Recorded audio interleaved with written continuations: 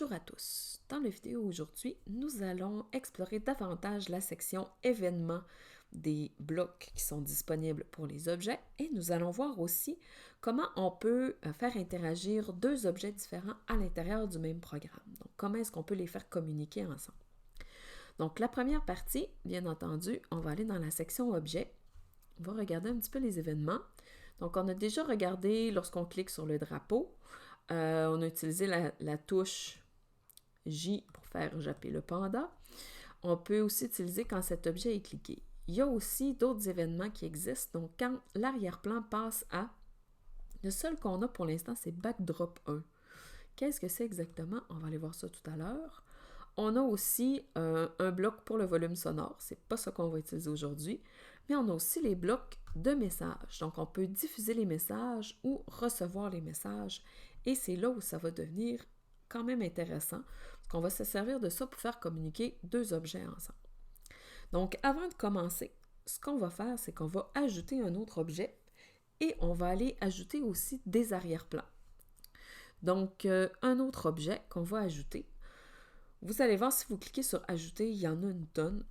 C'est un peu fou, mais celui que j'aimerais, et vous pouvez même ajouter vos propres objets aussi. Vous pouvez y aller avec la peinture, donc dessinez vous-même votre propre objet. C'est pas ça qu'on va faire aujourd'hui. Donc, si vous ne le voulez pas, vous cliquez sur le X et vous pouvez faire supprimer, ça va disparaître. Ou vous pouvez choisir mes objets, donc notre petit robot du club ou un icône comme ça ici, que vous avez fait vous-même dans un autre logiciel, vous pouvez les importer. Donc, pour les importer, vous utilisez exporter. C'est quand même un peu drôle. Ensuite, ils vont rester là si vous travaillez avec le logiciel installé sur votre ordinateur. Dans la bibliothèque d'objets, il y en a une tonne. Les noms sont encore une fois en anglais. Mais par contre, il y a les sections qui vont vous permettre de trouver ce que vous voulez. Celui que j'aime bien, qu'on va rajouter aujourd'hui, c'est le petit hibou. Quand vous passez la souris sur l'image ici et que vous voyez que ça bouge. Ça ne veut pas dire que c'est un objet qui est animé comme ça ici. Ça veut simplement dire qu'il y a plusieurs costumes, donc on va pouvoir changer. Donc, on en a plusieurs de déjà installés. Donc, on va sélectionner le hibou parce que je le trouve mignon. Il ne bouge pas. Comme ça ici. Donc, on a un nouvel objet qui est apparu juste ici. Ce qu'on va faire avec ça maintenant, donc on a nos deux objets, puis on va vouloir les faire interagir un avec l'autre. On a ensuite l'arrière-plan qu'on voulait ajouter. On va en ajouter deux. Comme c'est un hibou et un panda, on va aller ajouter des espaces de la nature. Donc, j'aime bien les forêts. Donc, par exemple, forêt 2 ici. On va se faire une petite histoire de camping. Et on va en ajouter, donc on clique sur le X ici, sur la croix ici. On va ajouter une forêt de nuit parce qu'on a un hibou. Donc, le 3, il est très bien. Vous pouvez, encore une fois, comme tout à l'heure, ajouter vos propres arrière-plans, donc des photos que vous avez prises à quelque part, ça se fait très bien. Vous pouvez aussi les modifier ici avec les outils qui sont disponibles, si vous voulez, mais pour aujourd'hui, ça va être bien comme ça. Donc, pour sortir, on clique sur le X qui est en haut du son. On peut aller, donc là, on a nos deux objets. Ce qu'on va faire, dans le fond, qu'est-ce qu'on va utiliser? C'est que, je ne sais pas si vous remarquez, si je clique sur le panda et que je prends un bloc, comme ça ici, mais je l'applique ici, il n'apparaît pas dans la section pour le hibou. Donc, on doit faire un code différent pour chacun des deux objets, ce qui est bien parce qu'on ne veut pas que les deux fassent la même chose. Donc, on va installer pour le hibou aussi la même chose. Pour le panda, qu'est-ce qu'on va vouloir lui faire faire? Bon, premièrement, moi, j'aimerais bien qu'il soit en camping. Donc, on va ajouter le costume de camping du panda parce qu'il n'est pas là. On en a deux ici. On va en ajouter un troisième. Donc, je vais chercher panda. Ça va être plus facile de le trouver. Et on va prendre le panda en camping. Présentement, le panda en camping, c'est pas nécessairement comme ça qu'il est au départ, notre panda. Donc, ce qu'on veut faire, c'est que dès qu'on va cliquer sur le drapeau vert, ce qu'on aimerait dans les apparences, c'est que, premièrement, on voudrait que là, en fait, c'est pas du tout le bon arrière-plan. Donc, moi, ce que j'aimerais, c'est l'arrière-plan forêt de jour, qui est Forest 2, comme ça ici, et j'aimerais qu'il soit à cette position-là. Donc, je le place avec la souris, et on va aller sélectionner notre bloc, qui va le placer tout de suite au bon endroit. Un petit peu plus simple. Pendant ce temps-là, mon hibou, je ne veux pas qu'il soit là tout de suite. Donc, on va simplement aller dans Apparence. Donc, on clique sur le hibou, dans Apparence, puis on va le cacher. Je ne veux pas le voir. Le panda, je vais être sûr qu'il soit là, donc on va le montrer. On va aussi s'assurer qu'il a le bon costume. Donc, basculer le costume sur Panda 11. Si jamais les noms, vous ne les aimez pas, dans la section costume, vous pouvez les changer aussi. Donc là, on va avoir le bon arrière-plan. Il va être au bon endroit. On va le montrer, on va être sûr de le voir avec le bon costume. Ça peut paraître un peu étrange de le faire au début, mais si vous utilisez le programme, si vous faites un programme un petit peu plus gros, puis que vous modifiez des apparences ou des positions en cours de route, quand vous allez recommencer, ça ne va pas nécessairement se remettre comme vous vouliez au début. Donc, c'est très important qu'au début, vous placiez exactement le bon costume, placiez au bon endroit, vous assurez qu'il est montré et que vous avez le bon arrière-plan. On va voir si ça fonctionne pour l'instant. Donc, je clique sur le bouton vert.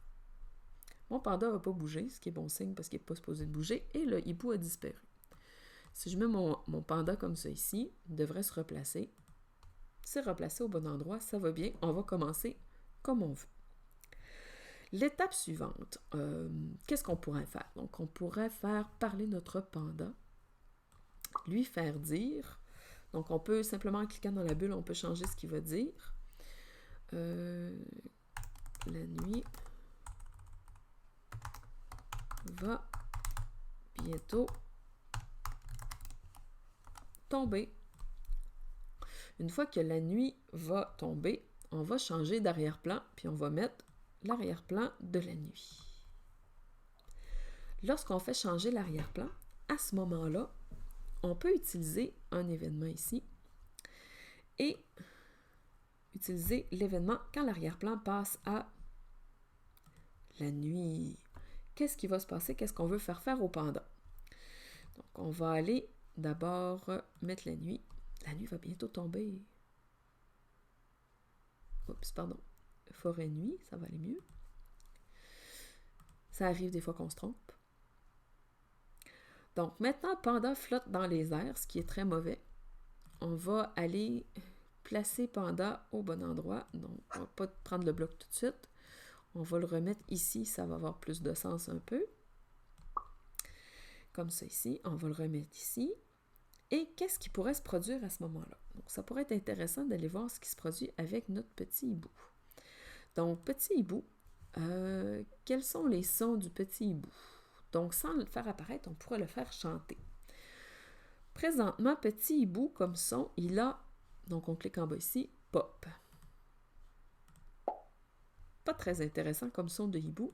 On va aller voir qu'est-ce qui est disponible. Si vous allez dans Animaux, j'ai essayé de ne pas glisser sur les trucs, on a...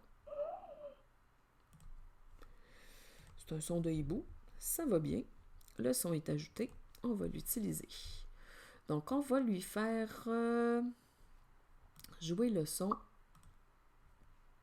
hibou, comme ça ici. Ça dure un petit peu plus qu'une seconde. On va le faire jouer 2 fois parce que c'est drôle. Oups. Donc, on va le faire jouer 2 fois, ça va être drôle. Donc, ça dure à peu près 2 secondes.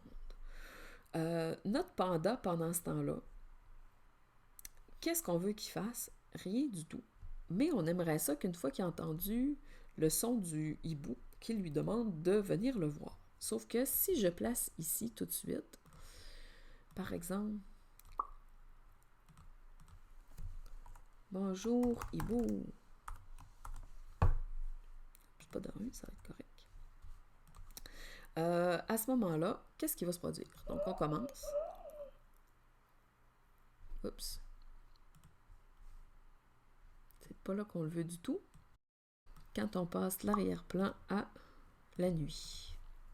Donc, on recommence du début. La nuit va bientôt tomber. Donc, il dit bonjour hibou et le hibou n'a pas encore fait de bruit, c'est pas logique. Donc, notre panda, nous, on ne veut pas nécessairement savoir quand est-ce que le hibou a fini. On le sait que c'est à peu près 2 secondes. On va faire attendre 2 secondes. Donc, les blocs, vous pouvez le glisser entre les deux ici. Vous pouvez faire attendre 2 secondes. Donc, il ne va rien faire pendant 2 secondes.